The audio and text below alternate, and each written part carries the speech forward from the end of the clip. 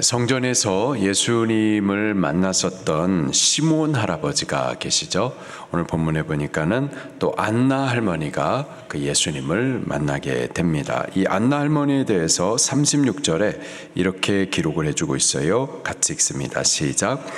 또 아셀 지파 바누엘의 딸 안나라 하는 선지자가 있어 나이가 매우 많았더라.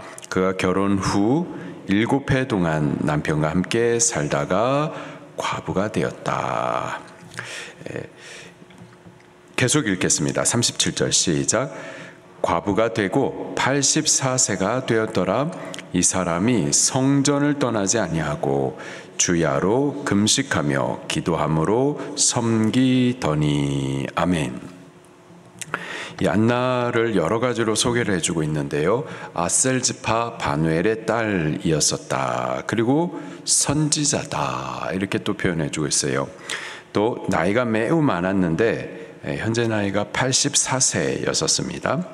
근데 그 84세를 사는 동안에 유복하게 평안하게 뭐 부족함 없이 행복하게 그렇게 살았느냐? 세상적인 그 행복의 가치 기준에서는 그렇지 못했었던 거예요. 말하기를 결혼을 했는데 7해 동안은 남편과 함께 행복하게 위로 많이 받으면서 그 남편의 권위 안에서 보호를 받으면서 그렇게 잘 살다가 7년 이후에 과부가 되었다. 그 위로가 끊어지고 기쁨이 끊어지고 당시에 과부가 됐다라는 것은요, 참 절망적인 현실에 부딪히는 겁니다. 그랬었어요. 그렇게 세상적인 위로가 끊어질 때, 기쁨이 끊어질 때, 세상적인 달콤한 행복들이 끊어질 때, 절망의 상황 가운데에서 이제는 삶의 소망이 없구나 하면서 삶을 포기하는 것이 아니라 오히려 더욱 하나님 앞에, 하나님 가까이, 하나님을 위로 삼고 기쁨 삼고 하나님을 남편 삼고 하나님께 더욱 매달리죠. 기록하기를 37절에 이 사람이 성전을 떠나지 아니하고 어떻게 했다고요? 성전을 떠나지 아니했다. 이렇게 기록을 해주고 있습니다. 이분이 바로 안나 할머니였었어요. 우리 방주교회 안에도 시므온 할아버지와 같은 성령이 그 위에 있고 또 성령의 음성을 들으며 또 성령을 따라 죄 성전에 올라 예수님을 찾아 만나는 그런 경건하신 할아버지들, 또 주의 성전을 떠나지 않고 주의 위로를 기다리는 안나 할머니들이 많이 계시기를 예수님 이름으로 축원합니다. 목사님, 저는 아직 젊은데요. 지금부터 그렇게 안나 할머니의 삶을 살아가면 좋겠습니다. 여기 안나 할머니를 소개해 줄 때 성전을 떠나지 않았다 이렇게 표현하고 있어요. 예수님 당시의 성전은요, 헤롯이 중축해서 만든 성전이었었습니다. 예수님께서는 그 성전을 열매 없는 무화과 나무를 통하여서 비유를 하셨죠. 열매 없는 무화과 나무, 멋들어지게 세워진 성전이었었지만 그 안에는 하나님의 임재가 없었던, 하나님의 영광이 떠난 곳이 바로 성전이었었어요. 그런데 안나 할머니는 그 성전을 떠나지 않았다라는 거예요. 어떤 의미가 있을까요? 제도적인 성전은 부패했어요. 대제사장으로 비롯해가지고 부패한 성전이었었고, 또 하나님의 영광이 떠나버린 건물, 겉으로는 화려했지만 그 안에는 하나님의 영광이 없는 그러한 성전이었다고요. 여기 안나가 이 성전을 떠나지 않았다라는 것은 제도적인 부패 안에서 남은 자로서 그 성전을 지켰다라는 의미이고, 단순히 건물 성전, 그 장소 성전에 머물렀다라는 것이 아니라 이 성전의 주인 되신 하나님, 그리고 그 하나님께서 약속해 주실 그 이스라엘에 대한 위로, 곧 구원자에 대한 그 언약을 계속 붙들고 있었다. 그 언약을 떠나지 않고 지키고 있었다라는 의미가 있습니다. 물론 건물로서의 성전 의미가 없죠. 제도적인 성전 부패했습니다. 그럼에도 불구하고 성전에 아무런 의미가 없다, 그런 것이 아니고 그 성전의 주인, 그리고 그 주인 되신 하나님의 언약을 붙들기 위한 어떤 중심지로서의 성전의 의미가 있었었던 거죠. 안나는 그 성전을 떠나지 않았었고 그 하나님을 여전히 붙들고 있었었고 하나님의 약속, 곧 당신의 백성들에 대한 위로를 여전히 대망하고 있었었던 겁니다. 제도적인 부패 가운데에서, 그러나 남은 자로서 그 성전에 있었었던 거죠. 여기 안나를 소개해 주었었던 36절에 안나가 어디 지파 사람이었었나요? 아셀 지파 사람이었었어요. 아셀 지파였다라는 사실을 굳이 여기서 강조하여서 안나를 소개를 해주고 있습니다. 아셀이라고 하면은 이스라엘의 12 아들들 가운데에 이 예수님 구약 시대와 구약 성경과 신약 성경 사이 중간 시대, 그 중간 시대 가운데에 구약 시대에 기원전 586년에 아니죠, 721년에 기원전 721년에 북이스라엘이 아수르에 의해서 멸망을 당하거든요. 그 북이스라엘에 속해 있었던 10개 지파 가운데 하나가 아셀 지파였었어요. 다윗의 언약을 떠나고 성전을 버리고 자기들끼리 송아지 만들어놓고 우리를 구원한 하나님이라고 말하면서 따로 제단을 만들어놨었던, 시작부터 우상 숭배했었던 그 북이스라엘 나라, 결국 하나님의 심판을 받아가지고 아수르 제국에 의해서 멸망을 당하고 또 피가 섞입니다. 그리고 예수님 당시에는요, 북이스라엘은 이미 사라져 있는 거예요. 사라져 있는데, 근데 그 북이스라엘 10개 지파 가운데 안나는 아셀 지파 사람으로서 성전을 떠나지 않았다. 무슨 말일까요? 이렇게 망하고 사라진 가운데에도 하나님께서 남겨둔 백성이 있다라는 거예요. 교회가 타락하고 부패하고, 언제는 교회가 부패 안 했었나요? 그러나 중요한 것은 그 가운데 남은 자가 있다라는 거예요. 우리가 교인이고 교회이고 내가 목사고 다 필요 없어요. 하나님 앞에 남은 자가 되셔야만 하는 거예요. 안나는요, 하나님 앞에 남은 자였었어요. 북이스라엘이 사라진 가운데 아셀 지파의 남은 자로서의 안나, 부패한 성전 가운데 남은 자로서의 그 선지자 안나, 그 성전을 지키고 있었던 남은 자, 이 남은 자였었던 안나, 성전을 지키고 있었던 그 안나의 모습은 어떠했는가? 37절 마지막에 보니까 주야로 어떻게 했나요? 금식하며 기도함으로 섬기더니. 안나는 세상적인 소망이 없는 사람이에요. 세상적인 위로도 기쁨도 행복도 찾지 않습니다.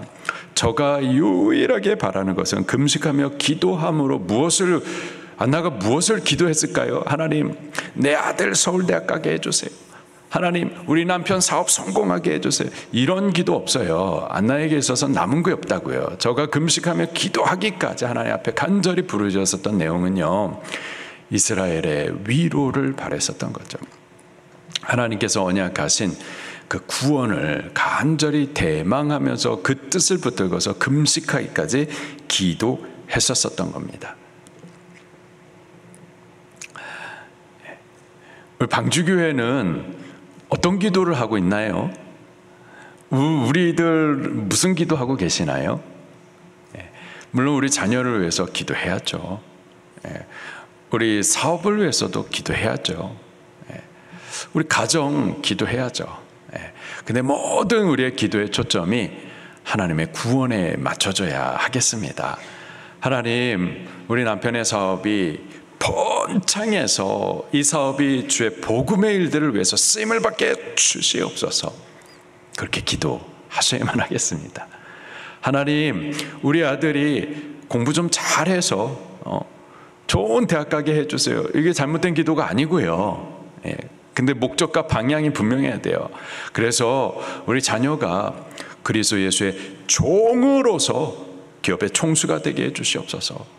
그리스도 예수의 종으로서 기자가 되어서 바른 메시지를 전하고 세상에 소망을 주며 하나님을 볼 수 있는 그런 이 펜에 힘이 있는 아들이 되게 주시옵소서. 하나님, 우리 아들이 좀 잘 준비돼 가지고 이 나라의 불의가 법이 되어지는 이 세상 가운데에서 하나님의 말씀에 근거한 바른 법을 그렇게 만들어내는 자가 되게 주시옵소서. 좀 하나님의 구원에 맞추어져서 기도해야만 할 줄로 믿습니다. 그것을 위해서 금식하기까지 기도해야만 할 줄로 믿습니다. 안나는 그랬어요. 그렇게 저가 경건하여 어떤 세상의 다른 소망, 다른 기쁨, 위로 이런 것 없이 성전을 떠나지 않고 하나님의 위로를 붙들고 금식하며 기도했었던 거죠. 그랬기 때문에 하나님께서는 그를 예수님 만날 수 있는 특별한 은혜를 허락해 주셨던 겁니다. 38절 말씀입니다. 시작. 마침 이때에 나와서 하나님께 감사하고 예루살렘의 속량을 바라는 모든 사람에게 그에 대하여 말하니라. 아멘. 마침 이때에, 이때란 지금 마리아 요셉이 아들 예수님을 출생하고 나서 그 부정한 기간이 있죠. 33일, 7일 즉시 부정한 기간, 그리고 이 정결함을 받기 위해서 33일을 채워야 되는데, 그래서 총 40일을 마치고 나서 성전에 올라서 정결 의식을 행하거든요. 바로 정결 의식을 위해서 올라온 그 예수님을 안나가 만나게 된 거예요. 만나고서는 하나님 앞에 그 아기 예수님을 볼 때에 시몬이 성령을 따라서 깨달았던 것처럼 안나도 아기 예수님을 보자 하나님의 그 구원의 위로를 볼 수가 있었던 겁니다. 그리고서는 하나님 앞에 감사를 올려드리고요. 하나님 앞에 감사를 올려드리고, 그리고 예루살렘의 속량을 바라는 모든 사람, 당시에 예수님 당시에 이스라엘은 어둠이었습니다. 어둠, 소망이 없던 때였어요. 나라적으로는 이방 나라 로마의 통치를 받고 있었었고, 뭐 하여튼 다른 소망이 보이지 않았던 바로 그때, 그러나 그 가운데 예루살렘의 속량을 바라는 남은 자들이 있었었죠. 안나도 그랬고, 그들에게 그에 대하여, 아기 예수에 대하여 선지자로서 예언을 했었던 거죠. 그에 대하여서 하나님의 속량을 바라는 모든 자에게 예수님에 대해서 뭐라고 말했을까요? 시몬 할아버지가 예언했었던 것과 같은 겁니다. 30절에 보니까 내 눈이 주의 무엇을 보았사오니? 구원을 보았사오니. 이 구원이 31절에 만민 앞에 예비된 것이요. 그 만민이라고 하면은 32절에 이방을 비추는 빛이요. 이방에게 생명의 빛. 만민은 이스라엘만 말하는 게 아니라 이방 사람들까지도. 또 주의 백성 이스라엘의 영광이니이다. 이 비참한 현실에 있는 이스라엘 백성들의 건져 구원하는 영광이 되시는 예수님, 이분이 바로 예수님이십니다. 그 예수님에 대하여서 예루살렘의 속량을 바라는 그들에게 예언을 해 주었었던 거예요. 하나님께서 선지자들을 통해서 예언하신 그 아들, 약속하신 그 약속의 구원자, 그가 바로 예수님이라고, 그가 이 구원을 이루실 것이라고 그에 대해서 말을 해 주었었던 거죠. 우리가 예루살렘의 속량을 바라는 자들이 되기를 예수님 이름으로 축원합니다. 예루살렘이라고 하면 주의 교회를 말하는 거예요. 저쪽에 있는 이스라엘 나라에 있는 예루살렘, 그게 아니라 주의 모든 교회를 말하는 겁니다. 주의 교회, 하나님의 택하신 모든 백성들, 그들의 구원을 바라는 교회가 꼭 될 수 있기를 예수님 이름으로 축원합니다. 그것이 이 땅에 우리의 소망이 되어지고 우리가 금식하기까지 기도하는 기도의 제목이 되어져야만 하겠습니다. 그런 우리에게 예수님이 선포되는 거고 예수님을 만날 수가 있게 되는 거죠. 그리고 그 일들을 위해서 예수님도 준비되어 가십니다. 40절에 아기가 육체적으로 정서적으로 건강하게 자라고 또 그 심령은 강하여지고 지혜가 충만하여, 하나님 아는 지혜가 충만하여 하나님의 은혜가 그 위에 있더라. 하나님의 은혜, 곧 하나님의 구원을 바라는 백성들, 그들 구원을 위하여서 잘 준비되어져 가고 있었던 거죠. 우리 방주교회가 안나와 같은 그러한 사명하는 교회, 그렇게 남아있는, 마지막 때에 남아있는 남은 자와 같은 교회와 성도가 꼭 될 수 있기를 예수님 이름으로 축원합니다. 말씀 붙들고 통성으로 기도하시겠습니다.